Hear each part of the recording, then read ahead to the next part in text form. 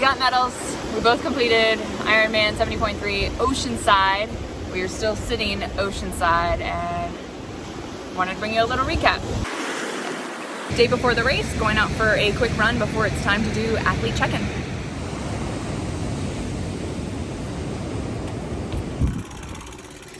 So went for a test ride in the parking lot before we drop our bikes off at bike drop off, and my chain dropped immediately. Trying to fix it, and now it's just rubbing. So hopefully going to take it to the mechanics inside transition. Hopefully they can fix it. Major shout out to Pro Bike Express out of Colorado for being in the same parking lot and so willing to help me get my bike squared away for race day. I think that if you told me a year ago that I'd be in Oceanside a year from now, I wouldn't have believed it, so we'll see you tomorrow. Did you have any takeaways from the pro panel? It was cool to look at them.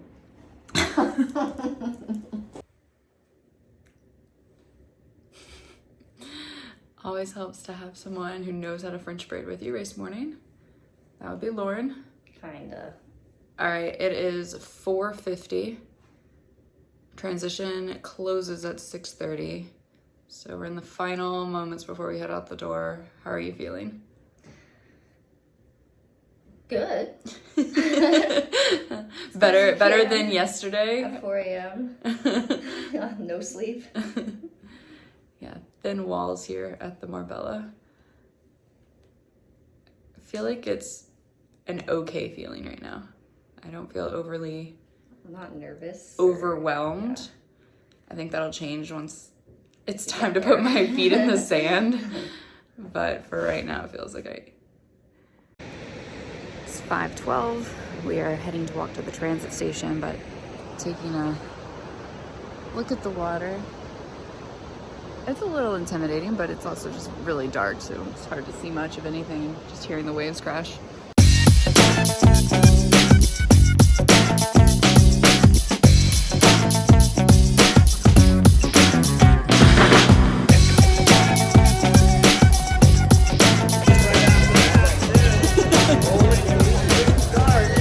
Struggle putting on the wetsuit for the first time in a long time. But the sun is slowly starting to peek up. They're very crowded. It's really cozy in here. There's not a ton of room, but thankfully I have one of these in spots. So I'm right next to a pole and was able to set up there. We're going to drop off our morning clothes bags, and then we'll hang out on the beach as the pro men start at 6:40. Any last minute words? Words of affirmation? No. No affirmation words. I'm focusing on one sport at a time. If I get through the swim, then I can get through the bike, then the run is home free. All right, first initial thoughts coming out of transition, getting ready for the swim. The swim looked terrifying. This was my first ocean swim. There were waves, but we had some good tips. Duck under the waves, wait for them to pass, and go between waves. And it was exhausting. It was a lot of energy spent right at the beginning, but a big help came from the day before, meeting a guy in the parking lot who said your race doesn't start at the start gun. Your race does not start until you get past the break.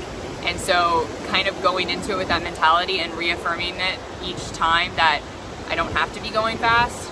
I saw somebody next to me getting carried out by a lifeguard. It was a lot. The swell was, they were high. But just doing the duck dives under each one, waiting 2-3 seconds before emerging. And then I had about 5 of them that I had to go under. But just knowing like you're not in a rush to get through the break. That's not the race. Once it became calm, and it really was really nice and flat once we got behind the break, and then you could go. And I ended up having a better swim. I'm not a super fast swimmer, but it was my best 70.3 swim.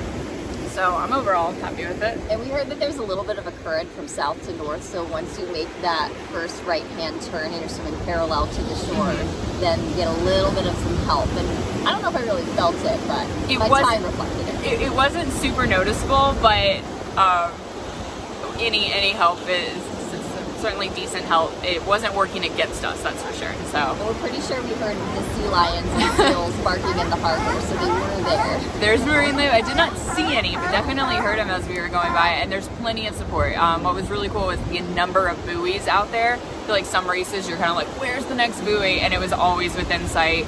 There was always a paddle boarder somewhere nearby. So there was help. There was zero reason of concern of where do I go or anything. I did get misled somewhat in the sense of I saw the third red buoy, thinking that, oh, that means it's the turn for the finish. It is a turn, but it's not the finish. There are several more orange buoys that come after it. So getting into that mentality of thinking I was almost done, but not quite yet. So I had to finish out. But overall, a good swim. It's a long run in from coming up the dock. Which was okay. It was plenty of time to get the top of your wetsuit down, and then there are strippers as soon as you get back into transition, so that's helpful. Yeah, that was really helpful. Not having to wetsuit peelers, not strippers. or both, whatever you're going for. Maybe it's there. Got to pay a little extra. Yeah, that was really helpful because then you're not expending that extra energy of just. And the racks were actually pretty close together, the bike racks. So I feel like if everybody had been there trying to like get off their wetsuits together, it just would have been a mess. So it was the peelers really did help. Okay, now on to the bike. You were the first on the bike. You were the first in everything. How was the bike? The bike was good, and for my particular training, I live in a hillier area, so I was able to kind of overtrain on the hills, and I think that was a good thing because I was able to push it a little bit more on the bike. But for me, I divided the bike into 3 sections. You have the first third, which is, there are some smaller hills, but it is overall relatively flat, and then you get... Okay, perspective is very different here. And then the middle section, you have a couple big climbs and some rollers. And then the last 10 miles or so was flatter again, but then you hit a little bit of a headwind. It wasn't terrible, probably around 10 miles per hour, but it was noticeable for me. I get blown around quite a bit. And I would say it's the opposite. So I'm in the desert. There are hills. I just avoid them at all costs because I don't like them. Train hills. So definitely train hills. That is the biggest thing. Coming out of transition, I don't even know if it was like maybe mile 2, like that very first little hill. It's kind of, my legs weren't ready for it, so it came a little bit as a shock, like, oh, it's time to go, get in low gear. But once you get over it, it's fine. Honestly, a lot of it leading up into the base is really enjoyable. There are a few times where, yeah, I'm dropping into low gear again because I'm not a hill rider. Yeah, no, not at all. And then once getting on the base, I walked all 3 big hills. All 3 of them. I wasn't the only one. I felt no shame in that because my speed, attempting to go on the bike and just overexerting myself versus walking it and actually using that time to get in a gel or get in my nutrition, my electrolytes, I don't know, I just kind of balanced it that way. I felt like I had really good times ahead of the hills and after the hills for me personally that I was really stoked, like before and after, and I was like, you know what, I don't do hills, so this is my performance on these hills. I'm walking them, so be it. But the base was absolutely beautiful. It was a really pretty course. Definitely something you want to like hang out and just stay in arrow and just like constantly looking around. You could hear the birds. It was very green. It was really pretty, even though it was overcast. But I will say the 3 hills, I feel like that's what I was most anxious about. But in all honesty, if you're trained on hills, they're not too terrible. I want to say they were about a half a mile long. 2 of them were about half a mile long. Yeah, they weren't terribly long in the grand scheme of things, so you can walk them super easy. Yeah, and then I was kind of keeping an eye on my bike computer. I think I had between about a 9 to 12% grade max during them. I haven't looked at my overall stats, but I think the highest number I saw was 12%, and I was mentally prepared for 20%. That's what I heard. But yeah, even seeing some other videos here on YouTube, they seem to kind of spike up a bit more, and so wasn't really sure like what's 100% accurate going into it, but it was hard. There's no doubt. I don't have any intention to like, hey, let me go ride those again right now, but in the end, it's doable, especially if you are training on hills. So I would just focus on that.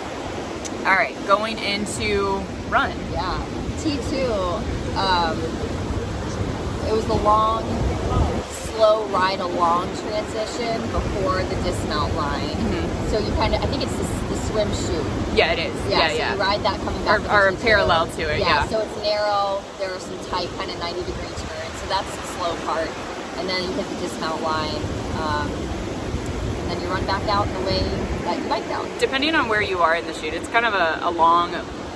either bike out or bike in. Either to bike out or to run out, and then as well, you're on in the zone of transition for quite a bit.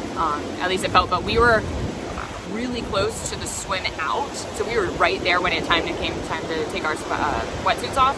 But then for the bike out and the run out, it was more of a trek. Yeah, it was a little bit longer than I think some races in the past that I've been to. But the run, I mean, there's hills. So again, train hills. They're short but very, very steep. Yeah. I don't know what the grade was. Let's go with I'm not technical enough. Kind of the same situation. I was just walking up the uphills and I was running down the downhills.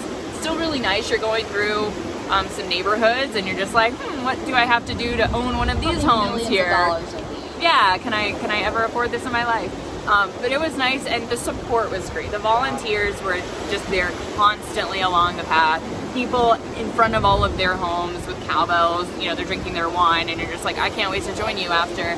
Play music. Yeah, so the support was fantastic. It is a 2-loop course, but you get to run by the ocean, in a sense, 4 times. Come down this stretch 4 times before heading to the finishing chute. So it's beautiful. It's just, again, hills. That is the main takeaway, is you've got to do hills. But I think in the description, it's classified as rolling, but I want to say in the athlete guide it said fast and flat with a few hills from beach level to street level.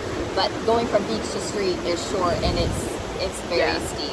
This part is the flattest part, and I felt the best on, but the neighborhoods are no. I think when we were on Pacific Street, it was relatively flat, but there were some longer, less steep kind of rollers, I guess. Yeah. That's about it. So we are done with Oceanside. First time for both of us doing this location. Your first beach swim, my first real tackle at any hills. Would you do this course again? I was about to ask the same thing. Absolutely. It's challenging. I mean, this is only my second half Ironman, so I don't have much compared to except Indian Wells, which is a completely different race. So I absolutely would do it again. It was a great race to try to push yourself on, and I, just give it everything you have. And everything hurts today. Yeah. Everything neck down. Bring your foam roller, bring your massage gun, bring your ibuprofen.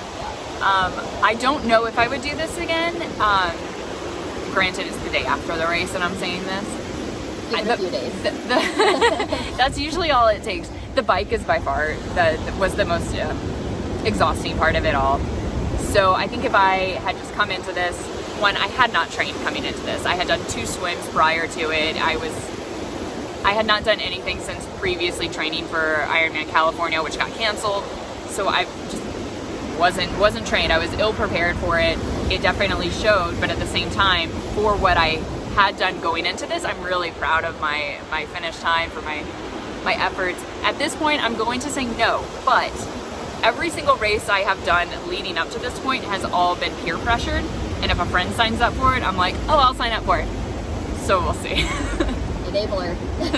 Big time. But what's next from here? Hopefully an Olympic in July. We're both doing Ironman California again in October. So this will be the take 2 of the inaugural race. And then you've got a big swim coming up in June. And the Alcatraz triathlon. So that one will be hard. Yeah. And then hopefully it'll just kind of sprinkles a few more in there. Smaller local races. Yeah. Try to get our transitions down. It's another thing to work on, transition. There's a lot to work on. But just have fun, because even if you're ill prepared like me, you can still make the finish times and you can become a finisher.